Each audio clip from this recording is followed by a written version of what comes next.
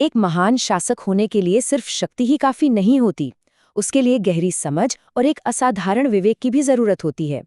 आज हम सदियों पुरानी एक ऐसी ही लोक कथा को समझने की कोशिश करेंगे जो हमें सिखाती है कि एक बुद्धिमान शासक होने का असली मतलब आखिर है क्या।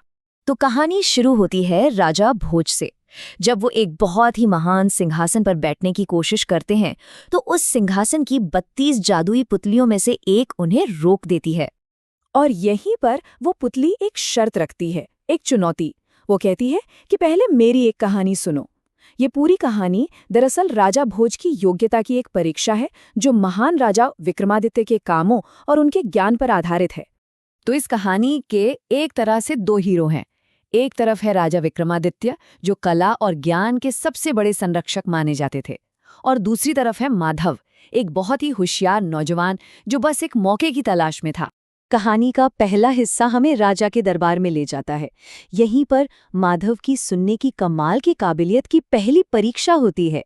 माधव नौकरी की तलाश में दरबार पहुंचता तो है, लेकिन उसे बाहर ही इंतजार करने को कहा जाता है, क्योंकि अंदर संगीत का एक कार्यक्रम चल रहा था।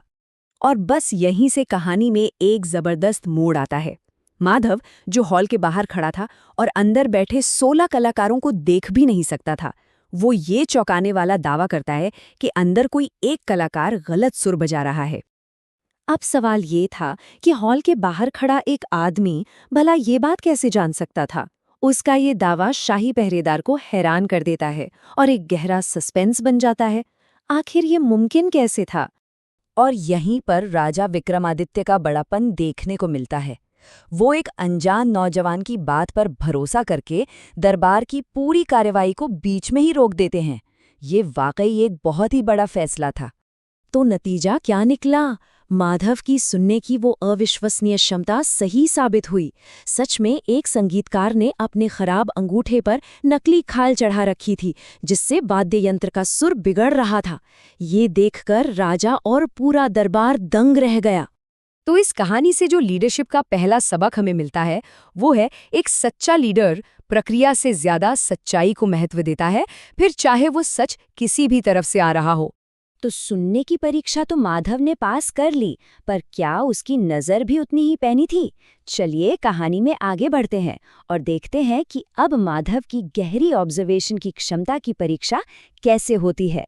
इस बार दरबार में एक जानी-मानी डांसर परफॉर्म कर रही थी, लेकिन नाचते-नाचते कुछ ऐसा हुआ जिस पर माधव के सिवा किसी की नज़र ही नहीं गई। माधव ने जो देखा वो सच में कमाल था।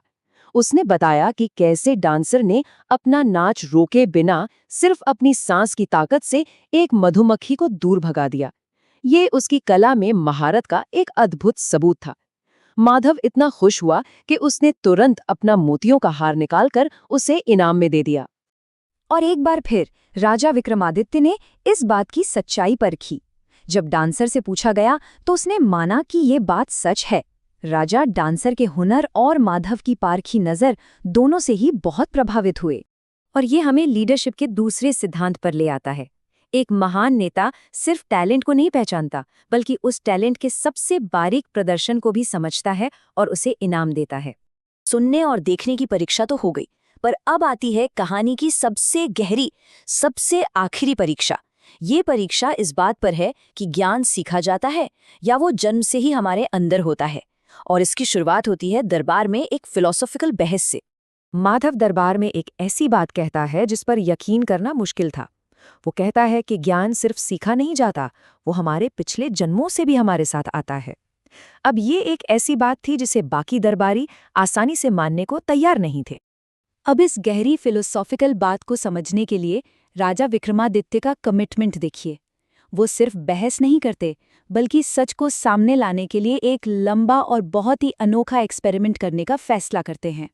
ये एक्सपेरिमेंट अपने आप में बहुत अनोखा था। सबसे पहले जंगल में एक अलग-थलग महल बनाया गया। फिर वहां 4 अलग-अलग परिवारों के बच्चों को भेजा गया, और इन बच्चों को 12 साल तक ऐसे सेवकों ने पाला जो बोल नहीं सकते थे, ताकि उन्हें बाहर से कोई ज्ञान न मिल सके। पूरे 12 साल बीत गए। अब वो बच्चे दरबार में लाए गए और राजा ने उन चारों से बस एक ही सीधा सा सवाल पूछा, तुम कैसे हो? यही सवाल इस पूरे एक्सपेरिमेंट का सबसे बड़ा पॉइंट था। और जो जवाब मिले वो हैरान करने वाले थे, क्योंकि चारों जवाब एक दूसरे से बिल्कुल अलग थे। बिना किसी पढ़ाई लिखाई के हर बच्चे का जवाब उसके खानदान की सोच को दिखा रहा था। राजा के बेटे ने शाही जवाब दिया, मंत्री के बेटे ने कूटनीतिक, पहरेदार के बेटे ने रक्षात्मक और ब्राह्मण के बेटे ने दार्शनिक। तो यहाँ से निकलता है तीसरा और सबसे बड़ा सिद्धांत। एक दूरदर्शी लीडर उन सच्चाइयों को साबित करने के लिए भी समय और संसाधन लगाता है जो साफ साफ दिखाई नहीं देती। ये सतही ज्ञान से आगे जाने का एक सच्चा कमिटमेंट है। तो इस लंबी कहानी के बाद हम वापस उसी सिंहासन के पास लौटते हैं जहां पुतली अनिरुद्धवती अपनी कहानी खत्म कर रही है। ये पूरी कहानी सिर्फ कहानी नहीं थी, ये असल में राजा भोज के लिए एक आखिरी और सबसे तीखे सवाल की तैयारी थी, जो सीधे सीधे उनके नेतृत्व पे एक सवाल था। पुतली पूछती है, क्या आपने कभी किसी बुद्धिमान व्यक्ति का सम्मान उस तरह किया है जैसे राजा विक्रमादित्य ने किया था? ये सवाल सिर्फ राजा भोज के लिए नहीं है, बल्कि हर किसी के लिए एक आईना है जो सोचने पर मजबूर करता है कि क्या हम अपने आसपास के ज्ञान और प्रतिभा को सच में पहचानते और उसका सम्मान करते हैं। इसी गहरे विचार के साथ आज का ये विश्लेषण यहीं समाप्त होता है।